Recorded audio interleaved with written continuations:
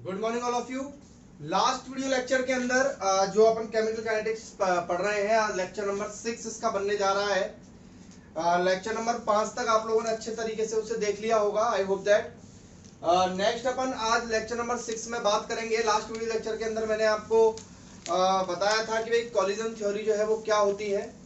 अब आगे का अपना जो टॉपिक है वो है dependence of reaction rate on temperature. देखिए, जब मैंने आपको ये समझाया था कि भाई रिएक्शन की जो रेट है वो किस किस पे डिपेंड करती है, तो मैंने उस टाइम पे आपको बताया था भाई रिएक्टेंट के नेचर पे करती है, सरफेस एरिया था, तो उसमें कहीं बीच में टेम्परेचर भी आया था। आपने नोट्स और वीडियोस पलट के देखे, अगर सेकंड वीडियो थी शायद, वो सेकंड लेक्चर था, उसमें मैंने आपको बताया था कि रिएक्शन की रेट जो है वो टेम्परेचर पे कैसे डिपेंड करती है। क्लियर? तो मैंने उसमें थोड़ा सा आपको अगर याद हो तो मैंने आपको समझाया था कि जो रिएक्शन की रेट है वो 10 डिग्री सेल्सियस टेम्परेचर अगर बढ़ा दिया जाए, 10 डिग्री सेल्सियस टेम्परेचर अगर इंक्रीज कर दिया जाए तो 2 से 3 गुना बढ़ जाती है। ये मैंने आपको बताया था कि करीब 2 से 3 गुना रिएक्शन की रेट जो है वो बढ़ जाती है अगर केवल और केवल 10 डिग्री सेल्सियस टेम्परेचर को बढ़ा दिया जाता है। तो अब अपन यहाँ पर ये बात करने वाले हैं कि 10 डिग्री सेल्सियस टेम्परेचर बढ़ाने पर ऐसा क्या होता है रिएक्शन के अंदर कि रिएक्शन की रेट जो है वो 2 से 3 गुना इंक्रीज हो जाती है। तो उसके बारे में अपन बात करने वाले हैं, इसलिए अपना टॉपिक है यहाँ पर dependence of reaction rate on temperature. तो देखिए, रिएक्शन की रेट जो है वो टेम्परेचर बढ़ाने पर नॉर्मल सी बात है बढ़ती है, 2 से 3 गुना बढ़ जाती है, चाहे रिएक्शन एक्सोथर्मिक हो चाहे रिएक्शन एंडोथर्मिक हो, चाहे रिएक्शन में से एनर्जी निकलने वाली रिएक्शन हो चाहे रिएक्शन में एनर्जी देने वाली एनर्जी हो। अगर आपने रिएक्शन में टेम्परेचर को अप्रॉक्स 10 डिग्री सेल्सियस बढ़ा दिया तो रिएक्शन की रेट कम से कम 2 से 3 गुना बढ़ जाएगी। ठीक है, तो इसके पीछे क्या कारण है क्या कारण नहीं है, इसके बारे में अपन इस लेक्चर के अंदर स्टडी करने वाले हैं। ठीक है, अब इसमें एक वर्ड आएगा टेम्परेचर कोफिशिएंट।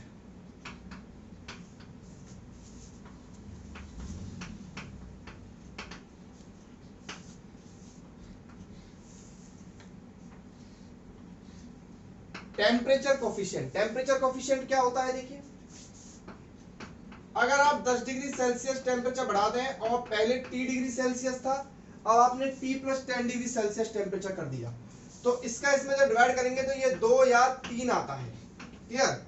तो इसको अपन बोलते हैं टेम्परेचर कोफिशिएंट, यानी कि the ratio of increasing temperature to the initial temperature is called temperature coefficient. जो अप्रॉक्स 2 से 3 गुना आता है, इसको अपन बोलते हैं टेम्परेचर कोफिशिएंट। तो रिएक्शन की रेट जो है वो टेम्परेचर पे डिपेंड कैसे करती है कि भाई सिंपल सी बात है, एक सीधा सा स्टेटमेंट आप याद रखें कि अगर रिएक्शन का टेम्परेचर 10 डिग्री सेल्सियस बढ़ा दिया तो रेट 2 से 3 गुना बढ़ जाएगी।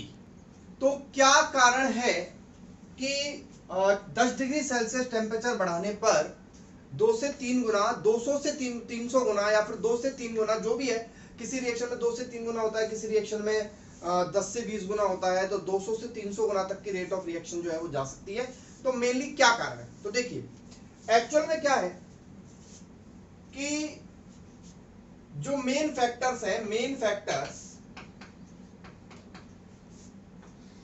जो अफेक्ट होते हैं टेम्परेचर बढ़ाने पर, वो है 2। एक तो है बच्चों कौन सा? Collision frequency.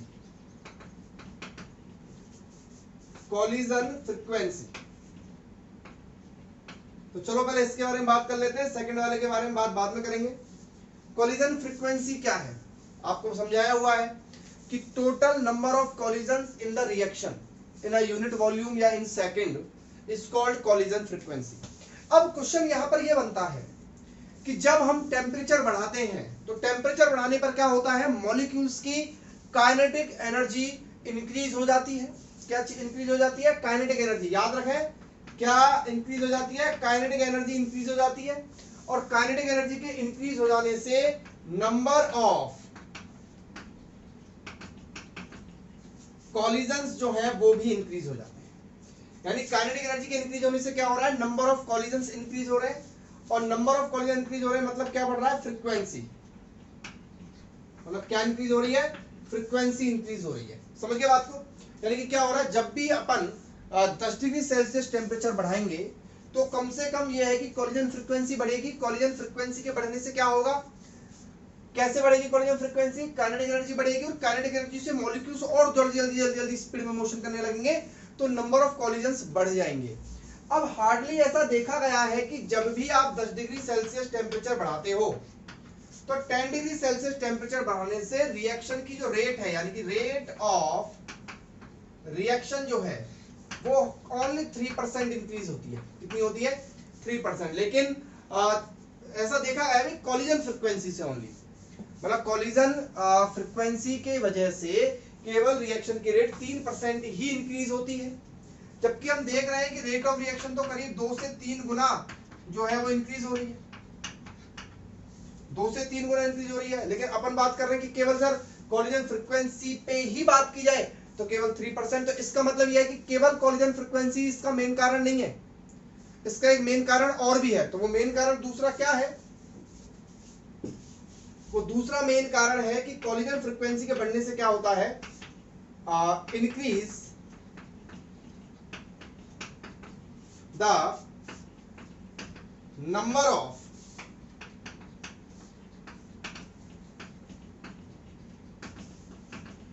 Effective collision.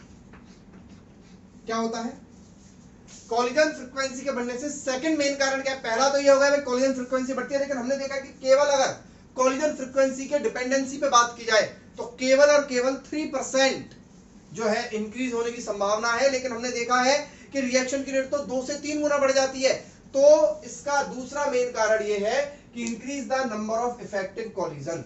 क्या होते हैं number of effective collision, effective collisions वो होते हैं जो वो कोलिजन्स जिनमें मॉलिक्यूल्स प्रोडक्ट बनाने के लिए जिम्मेदार हो जाता है, यानी कि ऐसा कोलिजन जो प्रोडक्ट बनाने के लिए रेस्पॉन्सिबल होता है। ये लास्ट लेक्चर में मैंने आपको समझाया हुआ है। तो कोलिजन फ्रीक्वेंसी के बढ़ने से क्या होता है, जो इफेक्टिव कोलिजन्स, मान लो कि पहले 1000 जो है कोलिजन फ्रीक्वेंसी थी, 1000 में से 800 जो है वो इफेक्टिव कोलिजन हो रहे थे, और जब आपकी जो है 2000 हो गई तो नॉर्मल सी बात है 1400-1500 हो जाएंगे इफेक्टिव कोलिजन। यानी कि जैसे जैसे काइनेटिक एनर्जी बढ़ेगी तो इफेक्टिव कोलिजन की संभावना भी बढ़ेगी।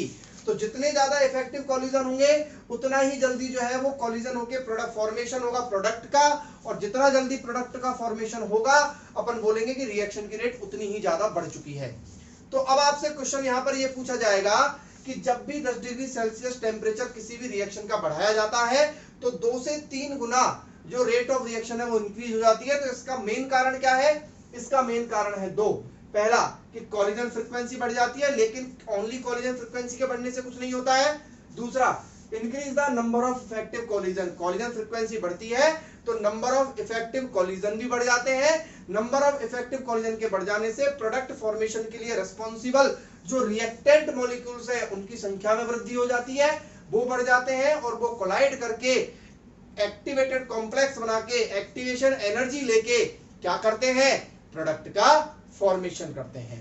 तो इस तरीके से ये डिपेंडेंसी है किसकी, कि भाई किसी भी रिएक्शन की रेट टेम्परेचर पे डिपेंड करती है, और किस तरीके से रिएक्शन की रेट 2 से 3 गुना बढ़ जाती है। ओके, अपना जो अगला मेन टॉपिक है वो है आरेनियस थ्योरी। ठीक है, आरेनियस थ्योरी, आरेनियस ही एक ऐसे साइंटिस्ट थे जिन्होंने एक्टिवेशन एनर्जी के बारे में बताया था।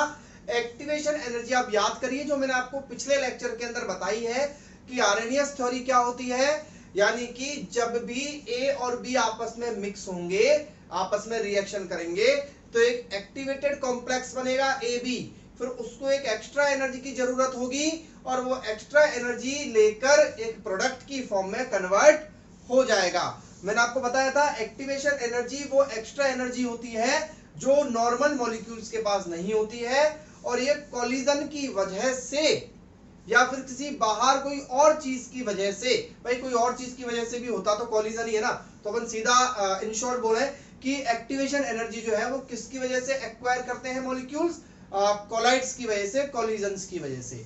तो आरेनियस थ्योरी के जो 5 मेन पॉइंट हैं वो मैंने यहाँ पर लिख दिए हैं, इनको एक एक करके अपन समझते हैं। पहला पॉइंट है all the molecules do not take part in the reaction, only the active molecules take part in the formation of product। Second point आप नहीं पढ़िए, पहले को समझिए, फर्स्ट को समझिए। पहला है कि सारे मॉलिक्यूल्स जो हैं वो रिएक्शन में एक साथ पार्टिसिपेट नहीं कर पाते हैं, यानी कि आप समझिए कि जब इफेक्टिव कॉलिजन होता है तभी जाके वो जो इफेक्टिव कॉलिजन कर पाते हैं जो मॉलिक्यूल्स, जो रिएक्टेंट, वही प्रोडक्ट को बना पाते हैं। यानी कि अपन बोल सकते हैं कि एक साथ सारे मॉलिक्यूल्स पार्टिसिपेट नहीं करते हैं, केवल और केवल वही मॉलिक्यूल्स पार्टिसिपेट करते हैं जिनके बीच में इफेक्टिव कॉलिजन होता है, और ऐसे मॉलिक्यूल्स को आर्हेनियस ने एक्टिव मॉलिक्यूल्स कहा। और उन्होंने बोला कि सारे मॉलिक्यूल्स रिएक्शन में पार्टिसिपेट नहीं करते हैं, केवल एक्टिव मॉलिक्यूल्स ही रिएक्शन में पार्टिसिपेट करके प्रोडक्ट का फॉर्मेशन कर पाते हैं। और एक्टिव मॉलिक्यूल्स कौन से होते हैं? एक्टिव मॉलिक्यूल्स वही होते हैं जिनमें इफेक्टिव कॉलिजन होता है। दूसरा, एक्टिव मॉलिक्यूल्स, देखिए समझिए, active molecules have some more energy. Active molecules वो होते हैं जिनके पास कुछ एक्स्ट्रा एनर्जी होती है देन द नॉर्मल मॉलिक्यूल्स, उन नॉर्मल मॉलिक्यूल्स के कंपैरिजन में। और आपको पता है वो एनर्जी क्या कहलाती है? एक्टिवेशन एनर्जी कहलाती है।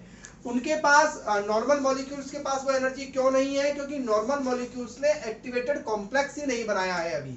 वो तो अभी एक्टिवेटेड कॉम्प्लेक्स बनाने के लिए इफेक्टिव कॉलिजन उनका होना जरूरी है। तो पहले इफेक्टिव कॉलिजन होता है, फिर एक्टिवेटेड कॉम्प्लेक्स बनता है, और उसके बाद उसको एक एक्स्ट्रा एनर्जी मिलती है जिसको अपन क्या बोलते हैं बच्चों? एक्टिवेशन एनर्जी बोलते हैं। जो नॉर्मल मॉलिक्यूल्स होते हैं, देखो पहले तो सारे ही मॉलिक्यूल्स कैसे थे? नॉर्मली थे। जो नॉर्मल मॉलिक्यूल्स होते हैं उनके पास वो एक्टिवेशन एनर्जी कहां से आती है? वो कोलाइड करते हैं, उनके बीच में कोलिजन होता है, और जब वो कोलिजन इफेक्टिव हो जाता है तो वो नॉर्मल मॉलिक्यूल्स एक्टिवेशन एनर्जी को एक्वायर करके एक्टिव मॉलिक्यूल्स की श्रेणी में आ जाते हैं। अगला है the rate of reaction depends on the concentration of reactants. बिल्कुल राइट। रेट ऑफ रिएक्शन जो होती है वो कंसंट्रेशन पे डिपेंड करती है, रिएक्टेंट की कंसंट्रेशन पे। मैंने आपको एक्टिव मास वाला लॉ बताया हुआ है कि जितना आपका, सोचने की कोशिश करो कि जितना आपके पास कंसंट्रेशन ऑफ द रिएक्टेंट ज्यादा होगी उसमें नंबर ऑफ कोलिजन फ्रीक्वेंसी ज्यादा होगी, और अगर कोलिजन फ्रीक्वेंसी ज्यादा होगी तो इफेक्टिव कोलिजन ज्यादा होने की पॉसिबिलिटीज बढ़ जाती है।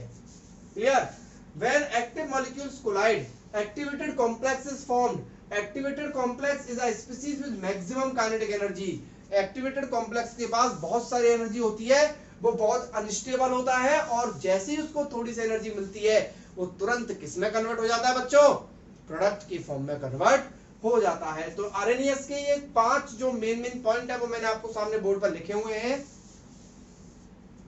अगर ये आपके पास लिखे हुए नहीं है तो इन्हें लिख लें, क्योंकि एग्जाम के अंदर, बोर्ड एग्जाम्स के अंदर सीधा क्वेश्चन ये पूछा जाता है कि आरएनएस की थ्योरी के मेन पॉइंट्स बताइए। क्लियर? तो ये आपको वहां जरूरत पड़ सकती है, और इन सारे पॉइंट्स को अच्छे से अच्छे तरीके से, जैसे कि पहला पॉइंट यही आएगा, ऐसा नहीं कि आप सेकंड पॉइंट को पहला पॉइंट बना दें, इसमें बिल्कुल सीरीज से याद होंगे सारे पॉइंट।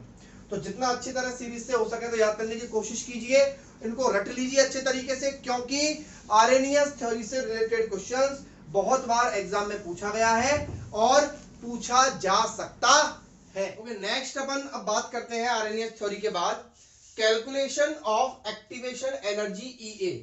एक्टिवेशन एनर्जी को किससे डिनोट करते हैं बच्चों? ईए से।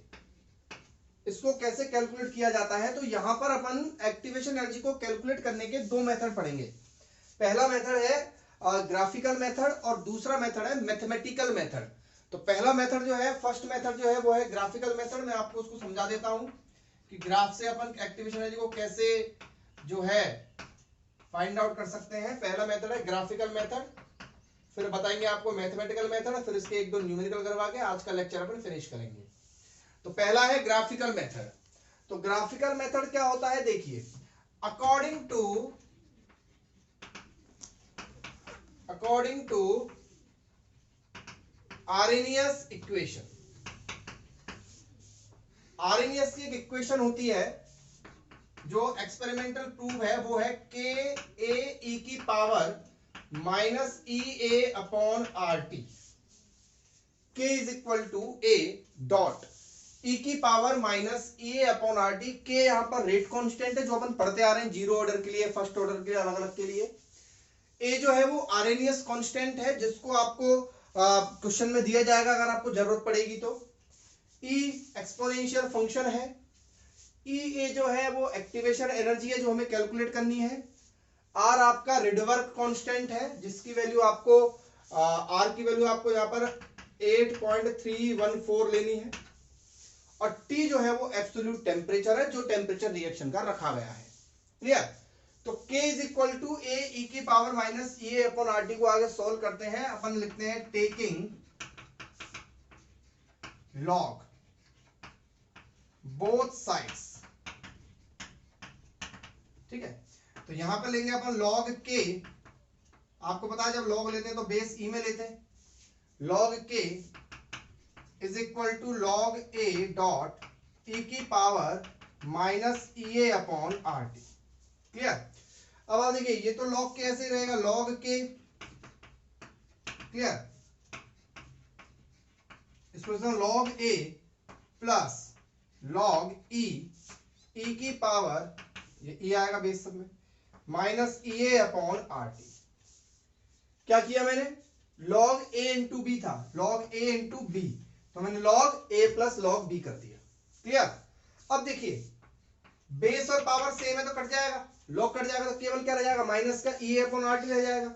यानी कि ये बचेगा log K is equal two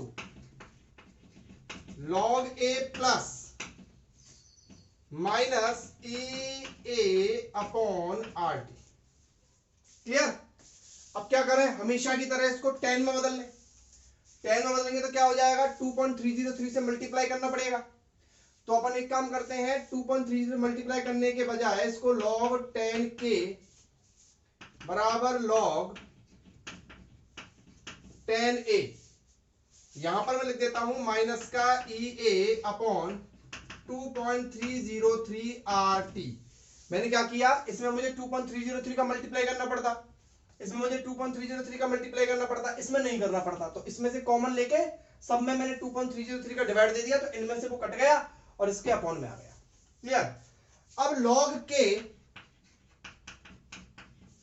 is equal to minus का EA अपॉन 2.303 R, और इसको लिखता हूं मैं 1 अपॉन T ऐसे। क्लियर? प्लस log 10A ऐसे। अब इसको कंपेयर करो, ग्राफिकल मेथड पढ़ रहे हैं अपन। इसको लिखो y और इसको लिखो इसको m, तो माइनस m। इसको लिखो x और प्लस इसको लिखो c, तो y बराबर माइनस का mx प्लस c। अगर मैं इसका ग्राफ बनाऊं तो इसका जो ग्राफ है वो कैसे बनेगा? ऐसे माइनस वाली ग्राफ ऐसे बनेगा, 0। y पर आ जाएगा log 10K और यहां पर आ जाएगा 1 अपॉन T। ठीक है, यहां पर ये स्लोप है। स्लोप क्या होती है? ऐसे एक्सिस ले लो, ये एंगल, ये वाला एंगल स्लोप कहलाता है, थीटा। स्लोप होती है tan थीटा, मैंने पहले भी समझाया हुआ है आपको। ये स्लोप हो गई tan थीटा, और स्लोप यानी कि tan थीटा की वैल्यू यहां पर क्या हो जाएगी बच्चों? यहां पर वैल्यू हो जाएगी माइनस का EA अपॉन 2.303 R। क्लियर? तो यहां से आपको EA निकालना है तो कैसे निकालना पड़ेगा? 2.303 R माइनस में tan थीटा। तो ग्राफिकल मेथड है, तो ग्राफिकल मेथड के लिए उसको स्लोप तो आपको देनी पड़ेगी, और जो भी स्लोप वो देगा उस स्लोप को आप किसके बराबर रख देंगे? या तो थीटा देगा तो tan थीटा, और अगर केवल स्लोप देता है तो माइनस का EA अपॉन 2.303 R के बराबर रख देंगे। R की वैल्यू आपको पता कितनी लेनी है? 8.314 लेके, और आप EA की वैल्यू यहां से कैलकुलेट कर सकते हैं। तो इस तरीके से अपन जो है ग्राफिकल मेथड यहां पर सीख गए। ग्राफिकल मेथड में आपको स्लोप का मस्ट देना बहुत ज्यादा जरूरी है। सेकंड है अपना मैथमेटिकल मेथड। मैथमेटिकल मेथड के नीचे मैंने एक लाइन लिख दी है, देखिए आप, कि सपोज K1 एंड K2, यहां पर अपन क्या करेंगे? दो अलग अलग टेम्परेचर पे दो रिएक्शंस के अलग अलग रेट कांस्टेंट दिए हुए हैं। क्लियर है? उसके बारे में अपन यहां पर मैथमेटिकली फॉर्म में अपन उसको कन्वर्ट करके एक फॉर्मूला यहां पर बनाएंगे, और वो क्या है देखिए, कि K1 और K2 दो रेट कांस्टेंट है एक ही रिएक्शन के। अच्छा, रिएक्शन चेंज नहीं होनी चाहिए, ध्यान रखना। क्लियर है? तो K1 जो है वो T1 टेम्परेचर पर है और K2 जो है वो T2 टेम्परेचर। ये पता ना आपको, अभी आपने देखा है कि अगर आप टेम्परेचर बदल दोगे, टेम्परेचर बदलने पर K बदल जाएगा। अभी आपने ग्राफिकल मेथड में देखा था कि 1/T और K के बीच में ग्राफ बनाया था, टेम्परेचर बदल रहे हो तो K बदल रहा है, कैसे, ऐसे स्लोप भी आई थी उसकी। तो यानी कि जब टेम्परेचर बदलते हैं तो रेट कांस्टेंट भी बदलता है और रेट ऑफ रिएक्शन तो बदलती है। तो K1 और K2 तो रेट कांस्टेंट है एक रिएक्शन के T1 और T2 टेम्परेचर पर। तो मैंने अभी देखा था कि अकॉर्डिंग टू इक्वेशन क्या आया था, अकॉर्डिंग टू इक्वेशन था log K is equal to log A minus EA upon 2.303 RT, ये था क्लियर। तो मैं सबसे पहले ले रहा हूं 4 फर्स्ट, तो ये हो जाएगा log K1 log A, ये फिक्स रहेगा, आरएनएस कांस्टेंट फिक्स होता है किसी भी रिएक्शन के लिए, माइनस EA अपॉन 2.303 R, और यहां पर ये ले लूंगा मैं T1 और इसको इक्वेशन नंबर 1 डाल दूंगा, क्लियर। दूसरा log K2, ये हो जाएगा log A minus EA upon 2.303 R T2, equation number 2, clear. अब क्या करना है अपन को, इन दोनों को मैं माइनस कर दूं, माइनस कर देते हैं क्योंकि माइनस करने पर log A कट जाएगा, तो माइनस कर देते हैं। तो माइनस करेंगे तो log K2 minus log K1, log A से log A कट जाएगा, क्लियर। इसमें से इसको माइनस किया है तो ये प्लस हो जाएगा, तो ये हो जाएगा आपका EA अपॉन 2.303 R, इसमें से कॉमन आ जाएगा और यहां बचेगा 1/T1 माइनस 1/T2। देखिए क्लियर है क्या किया, ये तो कट गया और K2 में से K1 को माइनस किया तो K2 वाला तो नेगेटिव रह जाएगा और ये प्लस हो जाएगा। प्लस वाला तो मैंने इसमें से दोनों में से क्या कॉमन ले लिया, EA अपॉन 2.303 R, तो क्या हो जाएगा 1/T1 minus 1/T2। log A minus log B, log A upon B, K2 upon K1, clear, is equal to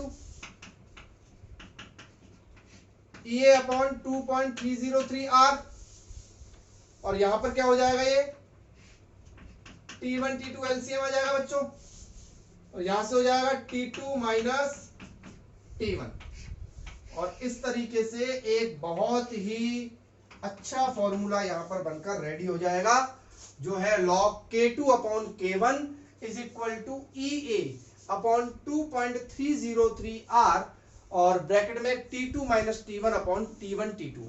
ध्यान रखना R की जो वैल्यू है वो हमेशा आपको 8.314 लेनी है, और T1 एंड T2 जो है वो आपको हमेशा किस में लेते हैं, ऑलवेज इन केल्विन, और आपके पास एक्टिवेशन एनर्जी की जो वैल्यू है वो जूल में आ जाएगी, क्लियर। अभी अपन स्टार्ट करते हैं, इसके एक दो न्यूमेरिकल करते हैं जिससे आपको ये फॉर्मूला समझ में आ जाए, ठीक है। देखते हैं एक न्यूमेरिकल, न्यूमेरिकल की बात करते हैं अपन। The rate constant of a reaction at 298 kelvin becomes 2 times when the temperature is raised to 308 kelvin. तो देखिए rate constant of a reaction 298 kelvin, यानी कि आपको T1 जो है वो यहां पर कंसीडर करना है 298 केल्विन, क्लियर। तो आपका जो रेट कांस्टेंट है वो उस टाइम पे आपको लेना है K1 is equal to K ले लेना है, क्लियर है। आपने टेम्परेचर को 308 केल्विन किया तो जो रेट कांस्टेंट है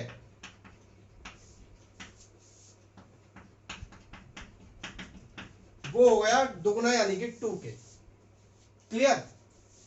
तो अब यहां पे आप देखिए, आपको सबसे पहले क्या करना है, आपको एक्टिवेशन एनर्जी निकालनी है। R की वैल्यू आपको 8.314 लेनी है और एक्टिवेशन एनर्जी आपको यहां पर कैलकुलेट करनी है।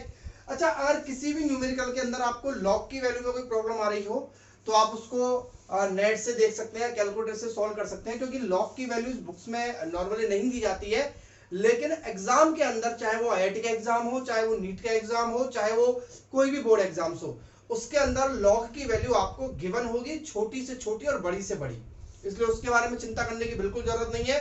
लॉग की वैल्यूज 100% गिवन होती है। क्लियर? तो अब यहां पर एक फॉर्मूला लगाएंगे अपन, कौन सा? Log K2 upon K1 is equal to, formula क्या था बोलो? EA upon 2.303 R T2 minus T1 upon T1 T2। Clear? तो फॉर्मूले में वैल्यू पुट करेंगे, लॉग K2 की जगह 2 क्या आएगा और K1 की जगह K आएगा। EA 2.303 into 8.314 multiplied by T2 minus T1, 308 minus 298 upon 308 into 298। यहां से जब आप एक्टिवेशन एनर्जी कैलकुलेट करोगे, अच्छा देखो कैसे क्या कर जाएगा, log 2 की वैल्यू कितनी हो जाएगी? 0.3010, ये तो पता होनी चाहिए अपन को, है ना? इज इक्वल टू, इसे मल्टीप्लाई कर दो, मल्टीप्लाई 2.303 इंटू 8.314, ये इधर आ जाएगा। क्लियर? और 308 इंटू 298 ये भी इधर आ जाएगा, और नीचे आएगा इसके 10, और ये बचेगा EA। क्लियर है? 308 में से 298 माइनस करेंगे कितना आएगा? 10 आएगा। क्लियर है? तो यहां से जब आप एक्टिवेशन एनर्जी को सॉल्व करोगे तो सॉल्व करने पर यह आएगा 52897 जूल पर मोल। अब सॉल्व तो आप ही लोगों को करना पड़ेगा, सॉल्व करने तो ना तो एग्जाम में मैं आऊंगा ना कोई और सर आएंगे दूसरे। ठीक है? आपको क्या करना पड़ेगा, इसको आपको खुद ही सॉल्व करना पड़ेगा, इसको कैलकुलेशन करना। कोई भी बच्चा बिना कैलकुलेशन के इसको अपनी कॉपी में मत लिखना या क्वेश्चन को मत छोड़ना। मैं आपको बता रहा हूं, कैलकुलेशन ही एक ऐसी चीज है जो फिजिक्स और केमिस्ट्री के एग्जाम के अंदर बच्चों के नंबर कटवाती है। कैलकुलेशन की प्रैक्टिस आप अभी रहते हुए कर लोगे, साल भर आपके पास है, जितना भी टाइम है, मतलब साल भर से मतलब जो है, अगर आप इसको अभी कर लोगे तो नॉर्मल सी बात है, आप कैलकुलेशन आपकी परफेक्ट हो जाएगी और एग्जाम में आपके मार्क्स कटने से बच जाएंगे। ठीक है? तो यहां तक अपन ने आज पढ़ा था कि आरएनएस थ्योरी क्या होती है। अब अपन कल का जो अपना लेक्चर होने वाला है वो rate of activation energy in a chemical reaction, activation energy के बारे में और अपन डिटेल में स्टडी करेंगे। तब तक आप इस लेक्चर को देखिए, समझिए। 6 लेक्चर आपके केमिकल काइनेटिक्स से कंप्लीट हो चुके हैं। आई थिंक मैं कोशिश करूंगा कि नेक्स्ट लेक्चर में ही चैप्टर को कंप्लीट कर सकूं, लेकिन नहीं हो पाया तो 2 लेक्चर और बनेंगे इसके, उसके बाद ये चैप्टर कंप्लीट हो जाएगा। चैप्टर 85% कंप्लीट हो चुका है। अच्छी तरह पढ़िए इसको, अच्छी तरह देखिए, और एनसीईआरटी के या जो भी न्यूमेरिकल्स आपको किसी भी बुक में से मिले उन्हें करने की कोशिश कीजिए। एग्जाम में बहुत कम टाइम बचा है। Thank you.